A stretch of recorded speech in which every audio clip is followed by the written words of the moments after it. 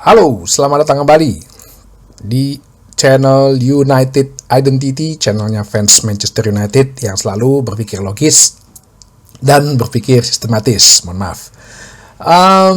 Jadi besok pagi dengan waktu jam 3 pagi kita akan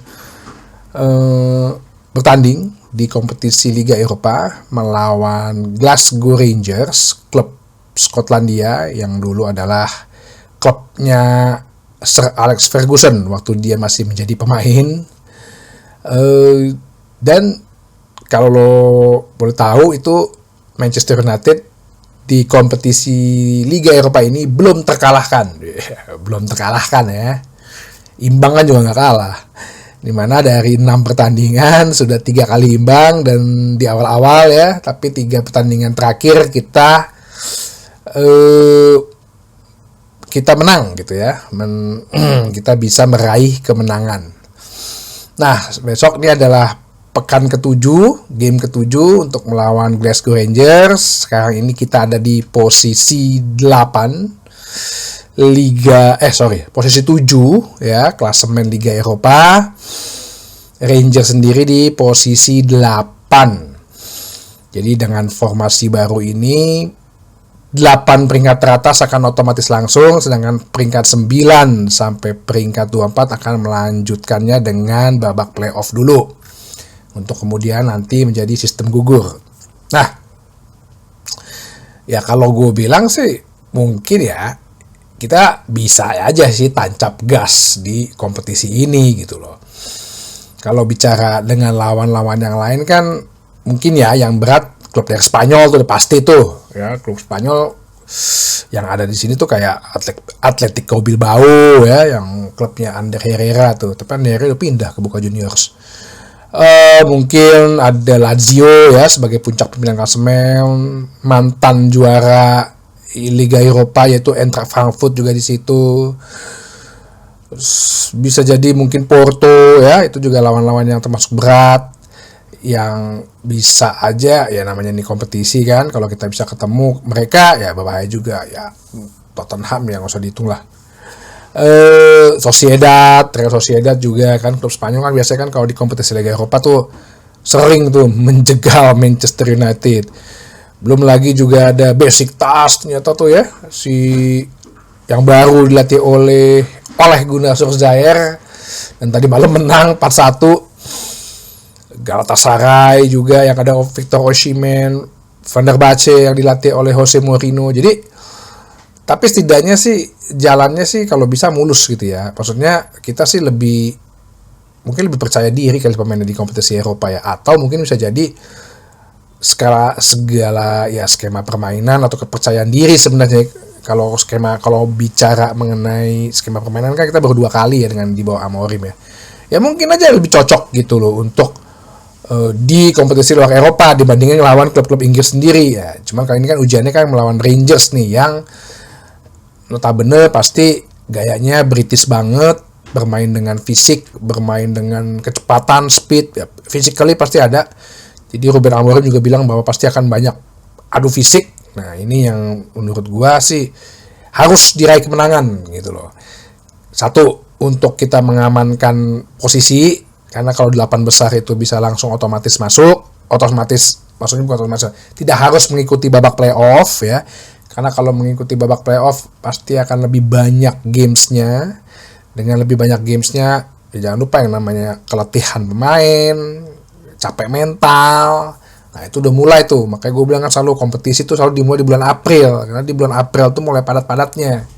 Ya, pemain mulai lemah-lemahnya, fisiknya, mentalnya, psikisnya. Ya. Jadi kemenangan itu juga satu untuk itu, dan kedua ya untuk menaikkan moral setelah habis Ruben Amorim ngamuk-ngamuk tinju TV screen di dressing room. Ya ini saatnya lah pemain untuk ngasih redemption ya, pembalasan, penebusan gitu atas kekalahan lo kemarin. Apalagi ini main di kandang dan lawannya Glasgow Rangers yang seharusnya sih 1,5 level lah di bawah Manchester United saat ini ya. Manchester United yang saat ini nih ya, 1,5 level lah di bawah Manchester United yang saat ini.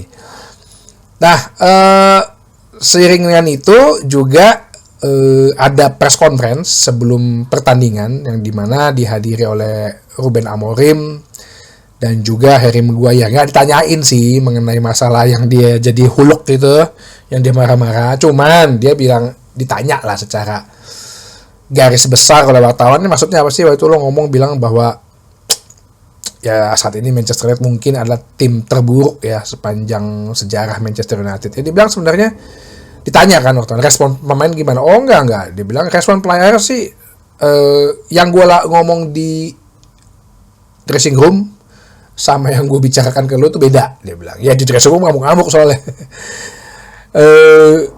Ini gue membicarakan mengenai diri gue sendiri. Nah ini si Amorim ibaratnya pasang badan nih.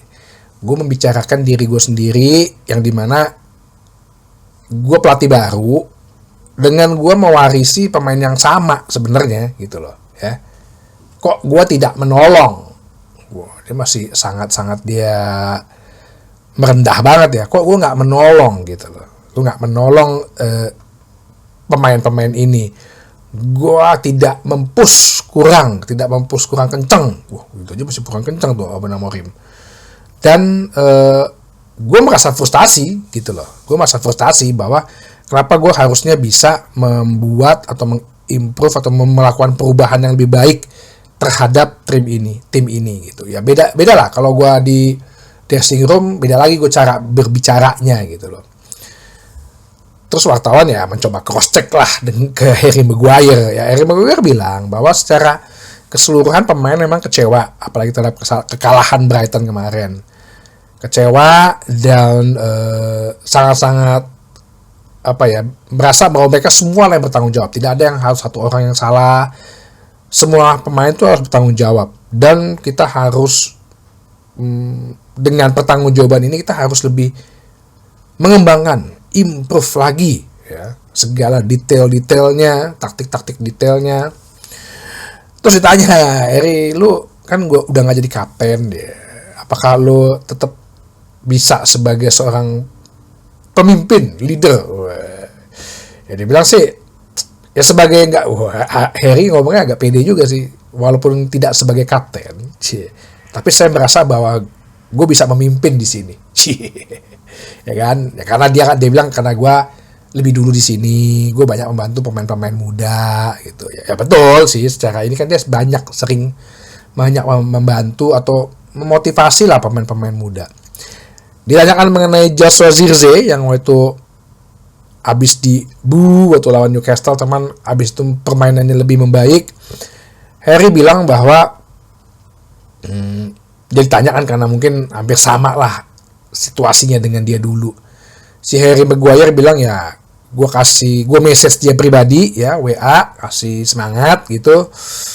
Dan terbukti juga bahwa saat ini emang Joshua Zirkzee emang pemain bagus gitu loh ya.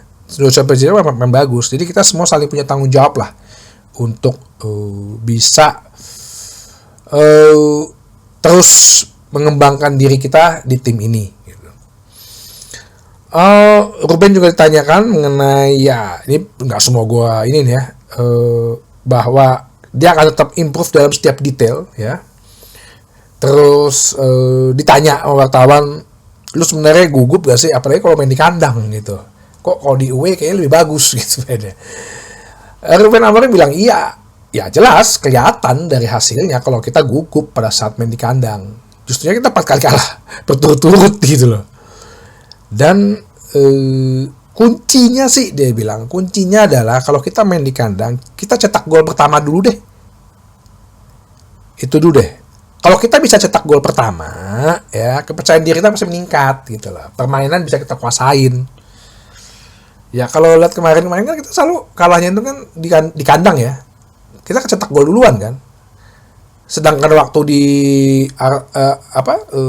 Arsenal dan Liverpool kita kan cetak gol duluan. Nah, ini yang dibilang sama Ruben Amorim. Ya gimana kalau kita di kandang, kita cobalah cetak gol duluan supaya lebih memberikan kepercayaan diri kepada teman-teman. Kalau bicara gugup, nervous ya jelas lah. Gue nggak nervous sih sebenarnya, gue lebih mungkin frustrated ya, frustasi. maklum lah, gue masih muda katanya ya, gue masih muda, kadang-kadang gue nggak mikir ya gitu. Kadang-kadang gue nggak mikir ya, mungkin maksudnya kadang-kadang gue nggak mikir, gue ninju ninju TV gitu kan, terus ngomong seadanya. Tapi yang pasti adalah gue sendiri akan improve, akan selalu berkembang ya, akan mengembangkan diri, memperbaiki diri. Tim gue juga, gue akan membantu tim gue untuk improve secara detailnya pun gue akan bantu gitu, akan gue improve semuanya. Dia juga mengiyakan ya bahwa tadi gue bilang bahwa kalau ngomong masalah Rangers sih pasti kita akan bermain dengan physically ya. Terus mungkin ini akan menjadi permainan yang ketat ya, mungkin ya adu body lah, ribut-ribut tiket pasti ada, emosional karena kan gaya-gaya Inggris nih. Nah ini yang Ruben Amorim udah wanti-wanti ya, dan kita siap untuk ini. Nah jadi kalau bicara lawan Glasgow Rangers dibilang harus ada pemain yang physically lah ya, akan banyak bertarung secara fisik ya, kekuatan, speed ya, berarti kita harus punya karakter pemain-pemain yang seperti itu gitu loh ya, pemain-pemain yang punya speed dan fisik yang kuat gitu. Gue sih coba untuk untuk goalkeeper dulu. Gue sih pengennya sih Altaba Indir jadi apa? Jadi starter gitu, biar ada sedikit sentilan lah ke Onana lah. Lu nggak bisa nyaman banget sih gitu loh. Di Januari 2 minggu gue masih bisa sih beli kiper baru gitu. Jadi Altaba Indir kiper ya, 3 backnya kayaknya nggak ada yang bisa diharapkan karena Lindelof katanya udah balik, tapi sama si Ruben Amorim disuruh untuk dia banyak berlatih dulu di Carrington, tidak akan dibawa. Johnny Evans juga nggak bisa available katanya. Lenioro toh sendiri 2 pertandingan terakhir agak-agak nggak bagus ya. Di berapa kali keteteran ya, mau nggak mau kita pasang 3 back utama inilah, Matthijs de Ligt, Harry Maguire dan Lisandro Martinez. Nah untuk 4 tengahnya 3 dengan 3-4-3 mungkin kita akan mengistirahatkan Mazraoui dulu kali ya. Ya kayaknya gue udah capek gitu. Sehingga biarkanlah Dalot ke posisi naturalnya di wingback kanan. Kasihlah Tyrell Malacia coba dulu deh di wingback kiri. Oke, nggak apa-apa gitu loh. Atau dia kan juga butuh menit bermain kan. Ya syukur-syukur bisa jadi dipinjem atau dibeli sehingga dia bermain apabila dia bermain bagus. Nah, tengahnya ini yang pasti Kobbie Mainoo gue udah bilang juga 2-3 pertandingan ini lagi agak drop ya. Casemiro Eriksen itu kayak nggak mungkin, apalagi kalau mainnya lawan Glasgow Rangers yang physically ini 2-2 bapak-bapak umur 33 tahun, kayaknya nggak mungkin deh untuk diduetkan deh. Kalau misalnya kita mau masang Ugarte, siapa nih pairingnya?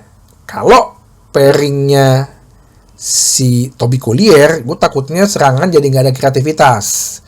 Kalau pairingnya si Eriksen, oke, kreativitas ada, tapi Ugarte-nya bentar berantem sendirian di tengah. Bagaimana kalau menurut United Titi adalah Ugarte sama Fernandes yang di tengah. Nah, berarti kalau gitu penyerangnya sama. Biarlah Amad Diallo, Garnacho sama Rasmus Højlund. Jadi tipe 3 pemain yang punya karakter cepat ya. Jadi ini pasti akan bermain banyak lari-lari nih, ibaratnya gitulah, jual beli serangan lah, physically lah. Jadi menurut gua coba taruh Garnacho yang cepat, Amad Diallo juga yang cepat, sama strikernya biar Rasmus Højlund. Ya, pemain-pemain Skandinavia gini kan mantep nih kalau lawan-lawan klub-klub British kan, Britania. Dan dengan formasi ini sih gua harap kita bisa colong gol dulu, itu saja, menjaga bagaimana kita bisa konsisten di Liga Eropa. Harusnya sih bisa menang lah ya, bisa menang dengan skor 2-0 kayak 3-0 kayak kasih apa ya, kasih respon balik gitu loh. Kalau bisa 4-0, 5-0 gitu, kasih respon balik gitu ke fans, ke pelatih gitu.